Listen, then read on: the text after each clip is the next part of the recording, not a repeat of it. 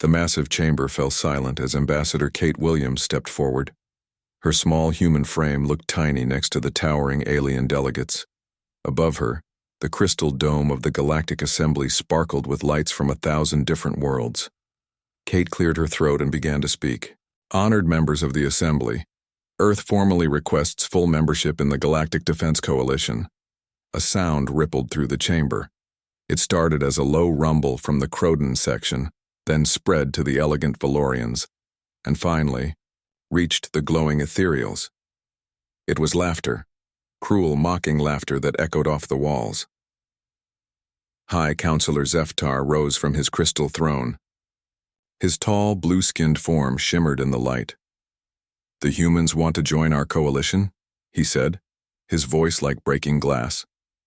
"These barely evolved primates who play with our old technology?" More laughter filled the chamber. Kate felt her face burn with shame, but she stood straight.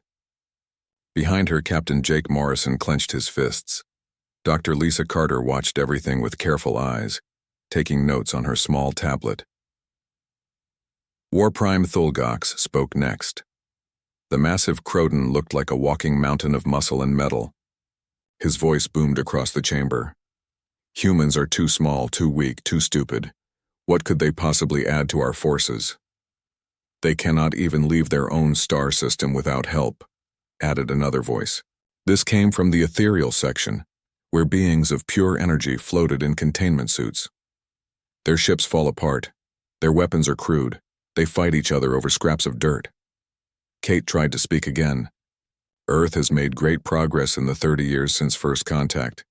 We have learned much about space travel and technology. Our people are quick to adapt and learn." "Adapt?"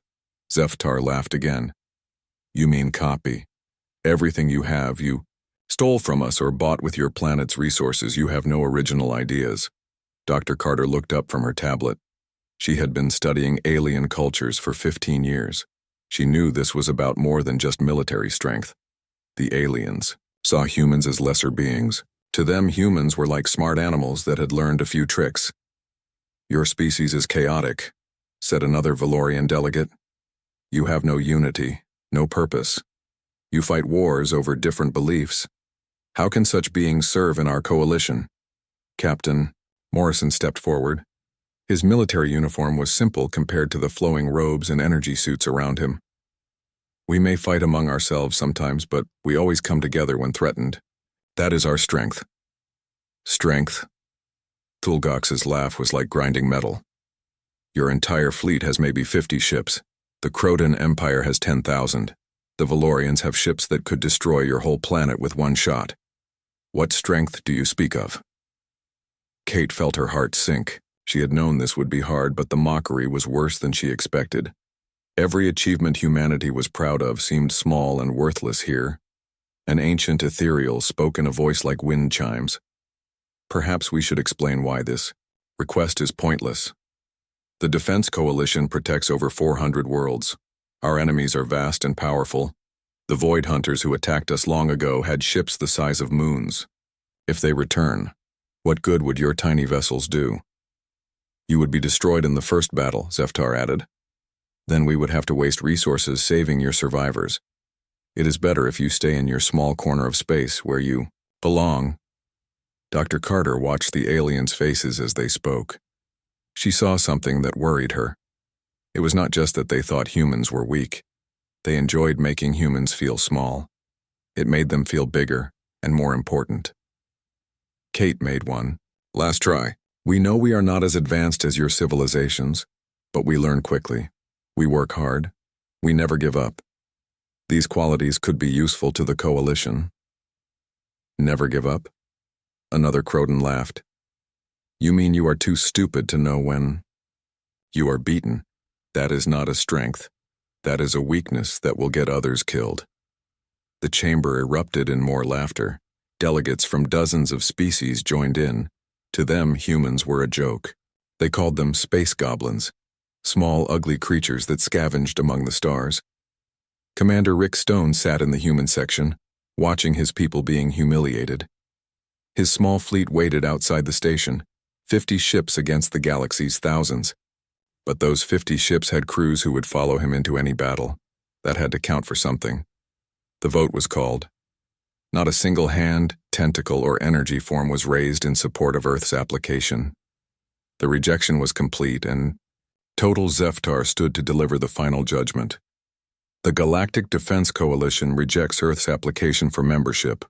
Furthermore, we advise the human government to focus on developing their own world instead of playing at being a space power. The galaxy is dangerous for those too weak to defend themselves.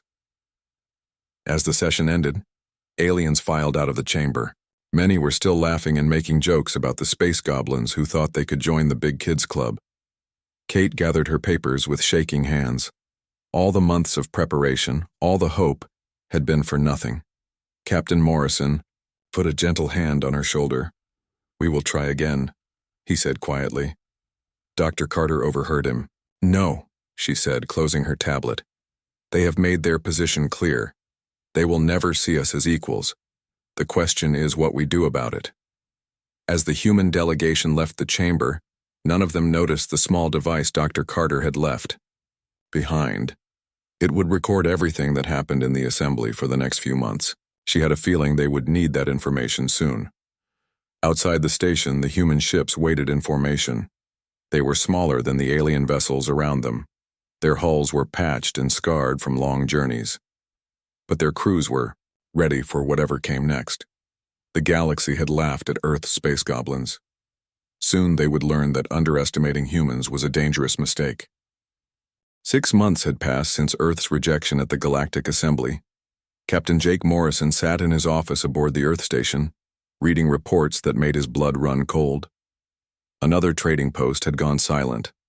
Another colony ship had vanished without sending a distress call. The pattern was always the same. Ships would report everything normal, then nothing. When rescue teams arrived, they found empty space where busy stations used to be. No debris, no bodies, nothing. Dr. Lisa Carter knocked on his door and entered without waiting for permission. Her face was pale and her hands shook as she held a data pad. "Jake, we need to talk. I have been studying the disappearances. This is not random, piracy, or equipment failure." Morrison gestured to a chair. "What did you find?" The few survivors all tell the same story. Massive black ships that seem to eat light itself. They appear without warning and attack without trying to communicate. The survivors only lived because they were far enough away to escape before the ships noticed them.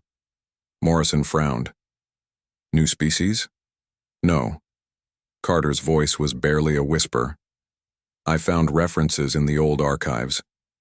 The ethereals call them the Void Hunters. They attacked the galaxy 3,000 years ago and nearly destroyed all life. Everyone thought they were gone forever." The door chimed and Commander Rick Stone entered. His uniform was wrinkled and he looked like he had not slept in days. "Sorry to interrupt, but we just received a message from the frontier. The mining colony at Kepler Station is under attack. They are screaming about black ships and something about the darkness coming to eat them." Carter and Morrison exchanged looks. "How long until the message reaches the assembly?" Morrison asked. Stone checked his watch. "The signal will take another 4 hours to reach the central worlds. By then it will be too late to help Kepler Station." Morrison stood up. "Get me a secure channel to General Pete Hayes on Earth. We need to warn our homeworld about this threat." While Stone worked on the communications, Carter continued her briefing. "I have been analyzing the attack patterns. The Void Hunters are not just raiders. They are conducting a systematic campaign. They start with remote outposts and work their way toward populated systems. Based on their current progress, they will reach the core worlds within 6 months." The screen flickered to life and General Hayes appeared. His gray hair and tired eyes showed the stress of his position. "Captain Morrison, what is so urgent that you are using emergency channels?" Morrison quickly explained about the Void Hunters and the disappearing colonies. Hayes listened without interrupting, his expression growing more serious with each detail. "Have you informed the Galactic Assembly?" Hayes asked. "I tried," Morrison replied. "They said my reports were human paranoia and attention-seeking behavior. High Counselor Zeftar told me that humans always imagine threats that do not exist." Hayes was quiet for a moment. What do you recommend?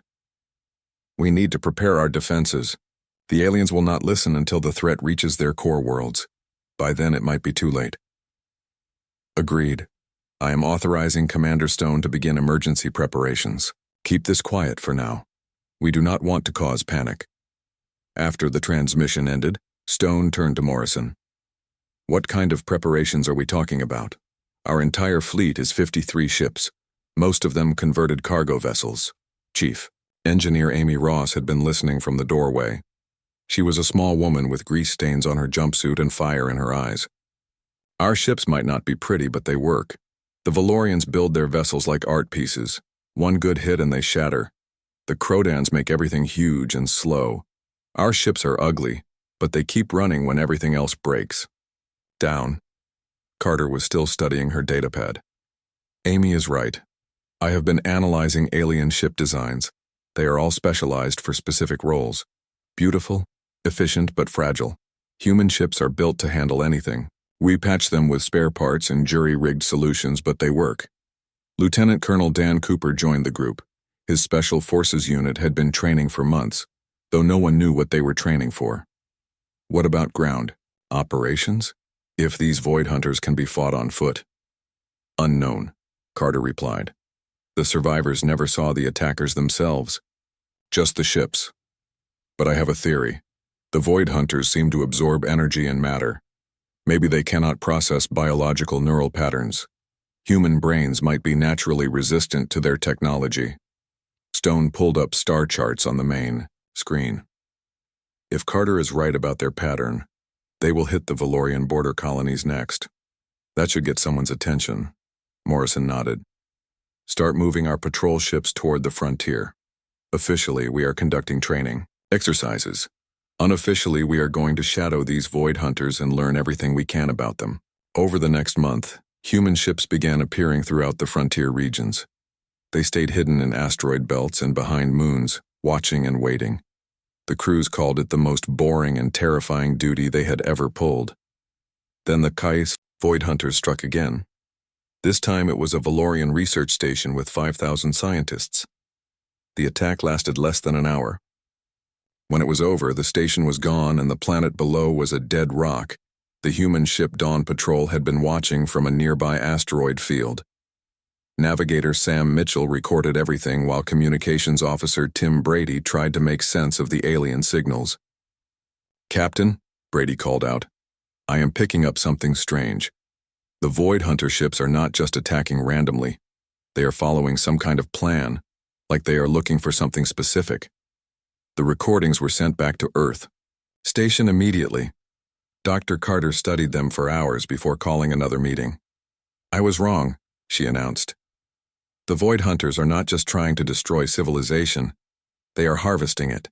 Every attack takes specific resources, rare metals, energy sources, and most importantly, populated worlds with advanced technology." Morrison felt ice in his stomach. "They are building something." "Yes. And based on the rate of attacks, they will be ready to move against the core worlds within 3 months, not 6. Stone stood up. "Then we better get ready for war." The alert came at 03:47 hours, ship time. Captain Jake Morrison was pulled from sleep by the screaming of alarms throughout Earth Station. He threw on his uniform and ran to the command center, where chaos waited for him. "Report!" he shouted over the noise. Commander Rick Stone's face was white as paper. "Celestian Prime is under attack. 50 million Valorians live on that world. The entire Valorian Third Fleet was stationed there." Dr. Lisa Carter was already at her station, her fingers flying over the controls. "I am getting fragmentary signals from the system. The Valorians are calling for help, but their messages are getting weaker." Morrison watched the tactical display with growing horror.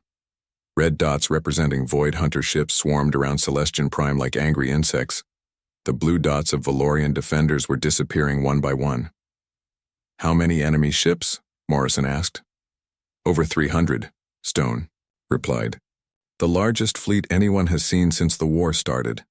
A new voice cut through the chatter. High Counselor Zeftar appeared on the main screen, his usual arrogance replaced by desperate fear.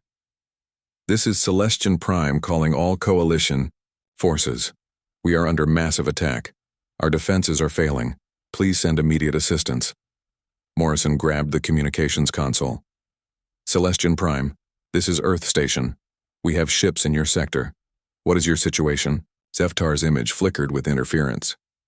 Earth Station? We need real warships, not your converted cargo vessels. Where are the Kroden battle fleets? Stone spoke up. The Kroden forces are 3 days away at best. Ethereal ships are even further. We are the only ones close enough to help. For a moment, Zeftar's proud face showed his internal struggle.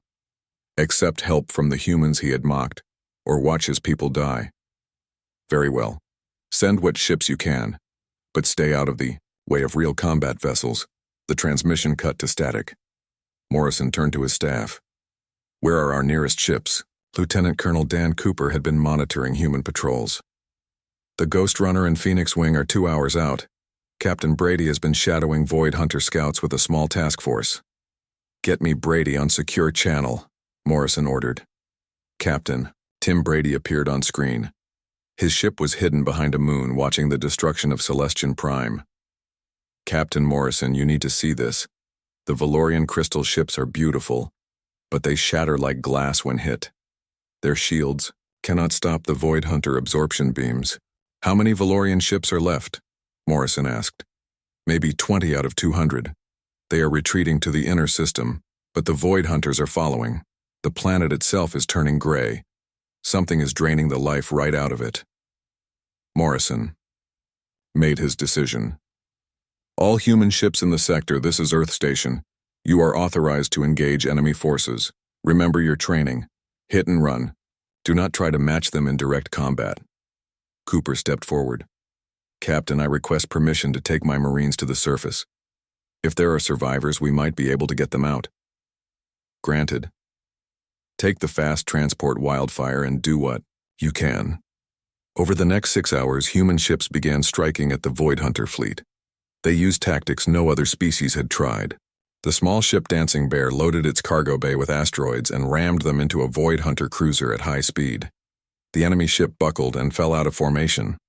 Navigator Sam Mitchell piloted the Moonlight through an asteroid field, leading 3 Void Hunter fighters into an ambush. Hidden human ships opened fire from multiple directions, destroying all 3 pursuers.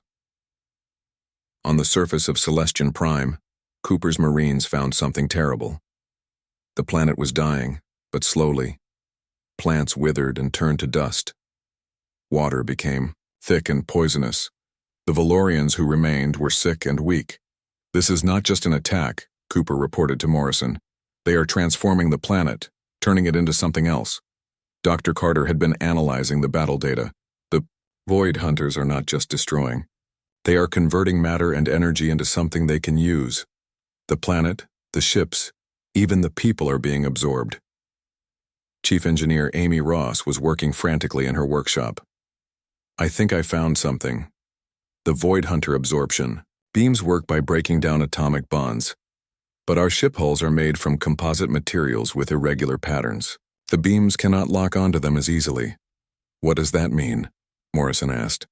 It means our ugly patchwork ships might actually survive longer than the pretty alien ones. The battle raged for 18 hours. The Valorian survivors were pulled back to the inner system, but Celestian Prime was lost. When the Void Hunters finally withdrew, they left behind a dead world stripped of all life and resources. Morrison stood in the communications center, staring at reports from the battle. Human ships had engaged a vastly superior enemy and survived. More importantly, they had learned vital information about Void Hunter tactics and weaknesses. The door opened, and Ambassador Kate Williams entered. She had been monitoring alien communications throughout the battle. Jake, you need to hear this. The galactic powers are finally taking the threat seriously. She activated a recording of the emergency session of the Galactic Assembly. For the first time in galactic history, the major powers were truly afraid. War Prime Thulgox spoke first. The Kroden Empire will mobilize all available fleets. This threat must be stopped before it reaches our core worlds. An ethereal delegate's voice was filled with static from fear. Our calculations show that the Void Hunters have technology far beyond what we faced 3,000 years ago. They have evolved while we grew complacent. Then Zeftar spoke, his voice barely controlled. I must report that human vessels engaged the enemy at Celestian Prime. While we lost the battle, the human forces provided valuable intelligence about enemy capabilities. Another Valorian interrupted. What can these space goblins possibly teach us about warfare? Zeftar was quiet for a long moment. They survived. When our most advanced ships were destroyed in minutes, the humans kept fighting for hours. Perhaps we should listen to what they learned. Morrison turned off the recording. For the first time since the crisis began, he allowed himself a small smile. The galaxy was finally ready to hear what Earth had to say. But would it be enough? The reports from Celestian Prime showed that the Void Hunters were stronger than ever. And according to Dr. Carter's analysis, this was just the beginning. The long-range sensors picked up the enemy fleet 3 days before it reached the Sol system. Admiral Tony Walsh stood in the command center of Earth Station, watching the red dots crawl across the display like a spreading disease. 312 Void Hunter ships, the largest force anyone had ever seen. How long do we have? He asked. Commander Rick Stone checked his calculations again. 71 hours until they reach Earth's orbit. Maybe less if they use those jump drives they showed at Celestian Prime. Dr. Sue Parker looked up from her research station. She had been working non-stop since the first Void Hunter attack, trying to find weaknesses in their technology. Her eyes were red from lack of sleep, but her voice was steady. I found something. The absorption beams that destroyed the Valorian ships have a critical flaw. They cannot process certain brainwave patterns. Human thoughts create interference that disrupts their targeting systems. Admiral Walsh turned to her. Explain that. In simple terms, Doctor. Our brains work differently than alien minds. We think in chaotic patterns that their computers cannot predict. When human crews are operating weapon systems, the Void Hunters have trouble locking onto us. Flight leader Kim Davis had been listening from the pilot briefing area. So our messy human thinking is actually useful for once. More than useful, Parker replied. It might be the key to winning this war. The communications board lit up with incoming messages. Reports flooded in from across the galaxy. The Valorian High Council was evacuating their core worlds. The Krodan Empire was pulling its fleets back to defend their homeworld.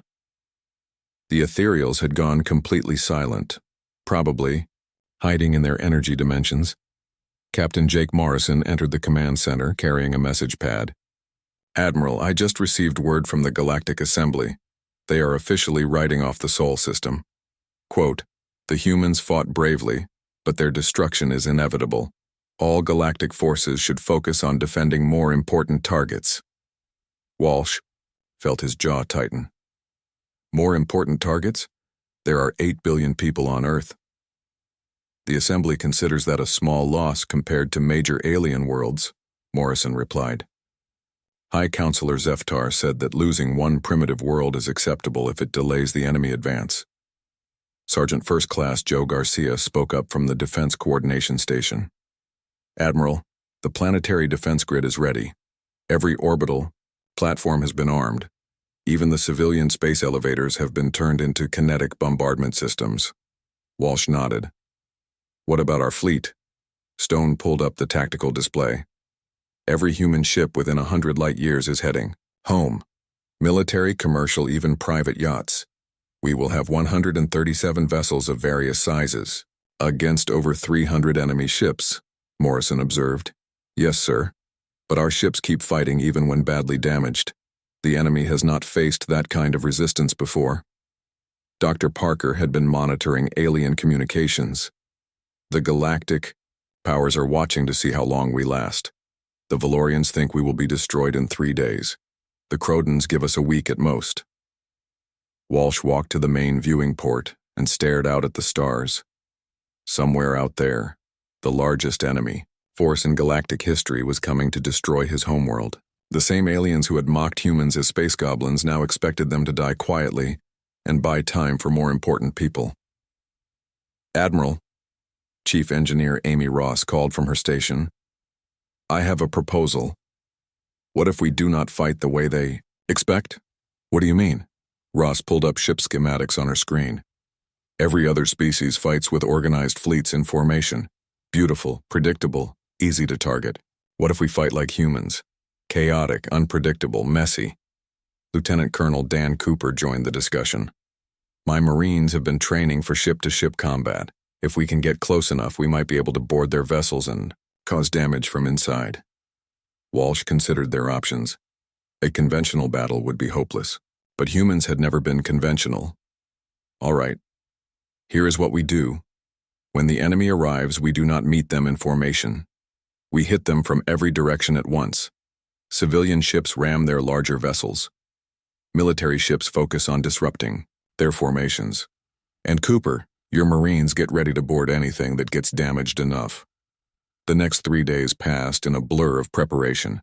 Every human in the system knew what was coming. Instead of panic, there was a strange calm. People went to work, children went to school, and everyone waited for the storm. When it came, it was worse than anyone had imagined. The Void Hunter ships emerged from jump space like nightmares made real. They were huge dark vessels that seemed to absorb light itself. Their formations were perfect, their movements precise. The battle began immediately. The first wave of human ships charged straight at the enemy center. The cargo vessel Big Sally, loaded with mining explosives, rammed a Void Hunter cruiser and took it out in a ball of fire. The passenger liner Star Dream used its powerful engines to ram 2 smaller enemy ships before being destroyed.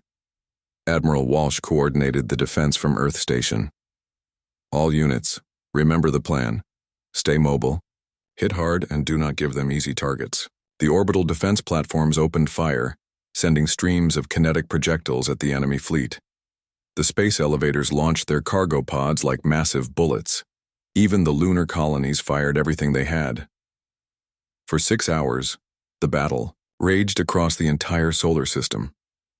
Human ships died by the dozens, but they took enemy vessels with them.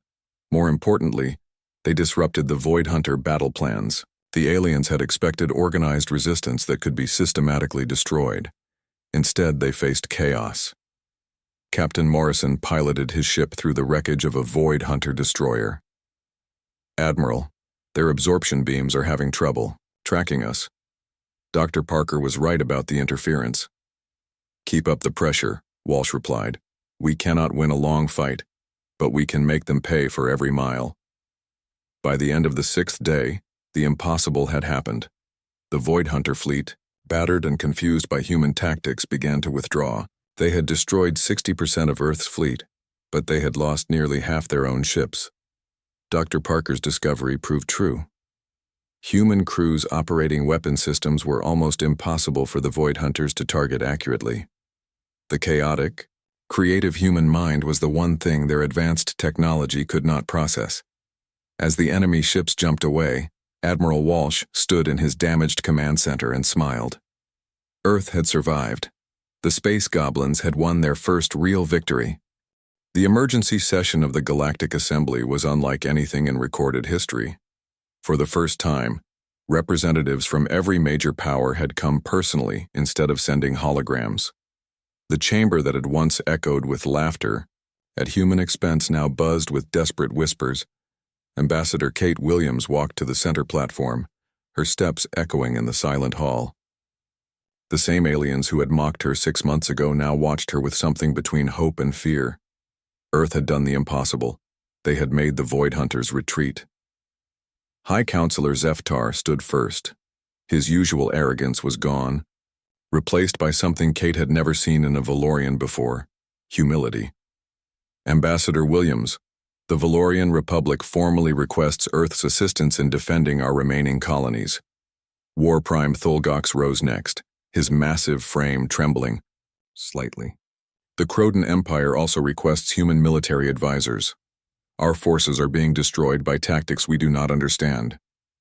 An ethereal delegate spoke in a voice like distant thunder. The collective has analyzed the battle data from your soul system. Human neural patterns create interference that disrupts Void Hunter technology. This discovery could save billions of lives. Kate looked around the chamber at faces that had once dismissed her people as primitive space goblins. Now they needed those same goblins to save their civilizations. The people of Earth remember how we were treated when we asked for membership in this coalition, she said quietly. You called us too small, too weak, too stupid to contribute anything meaningful. Several delegates shifted uncomfortably in their seats. Kate continued, but we are not here for revenge. We are here because the Void Hunters threaten all life in the galaxy.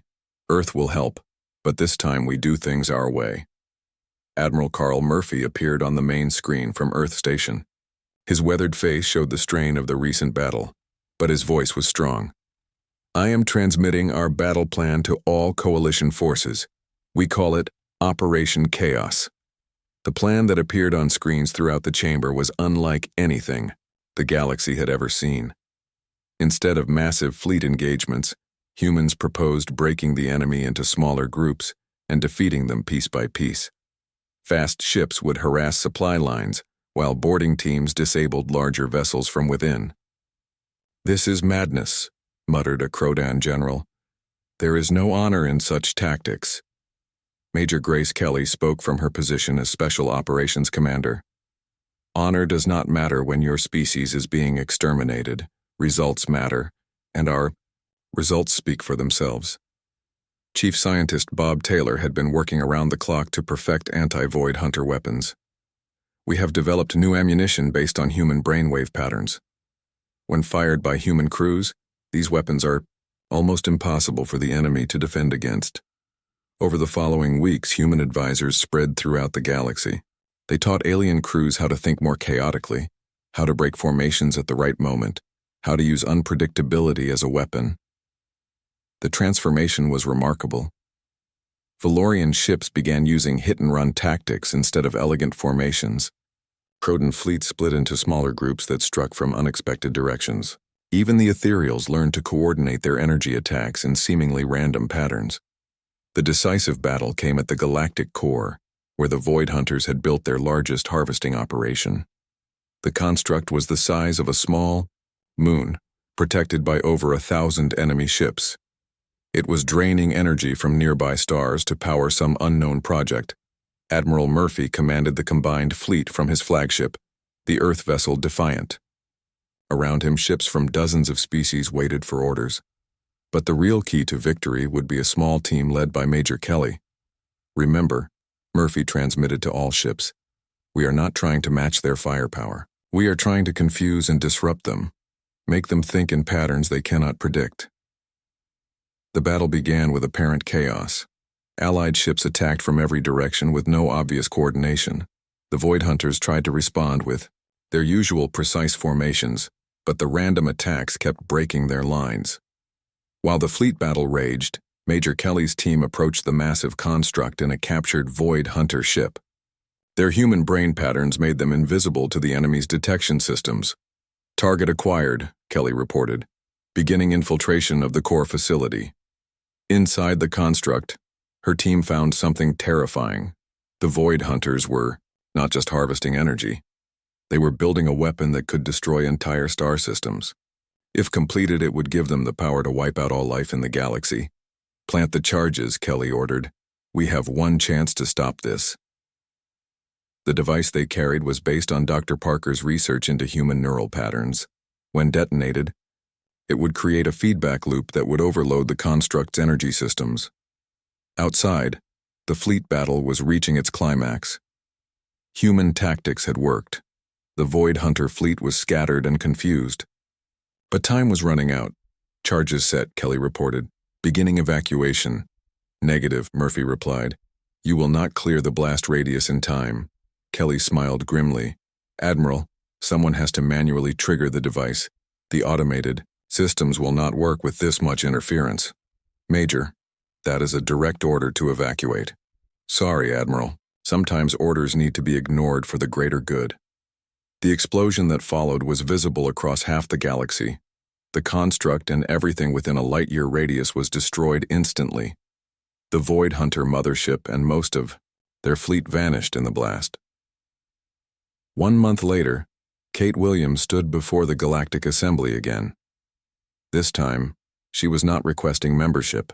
She was accepting it. Earth had been granted not just full membership in the coalition, but a permanent seat on the Defense Council. The galaxy owes humanity a debt that can never be repaid, Zeftar said during the ceremony. You have saved us all. Captain Morrison, now promoted to Commodore, watched from the human section. The irony was not lost on him. The aliens had called humans space goblins, small, ugly, and primitive. But when darkness came, it was those same goblins who held the line.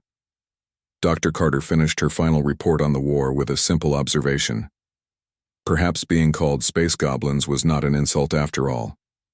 In the old stories, goblins were small and ugly, but they were also clever, tough, and absolutely deadly when cornered. Sometimes the galaxy needs its goblins. The age of human isolation was over. The space goblins had earned their place among the stars.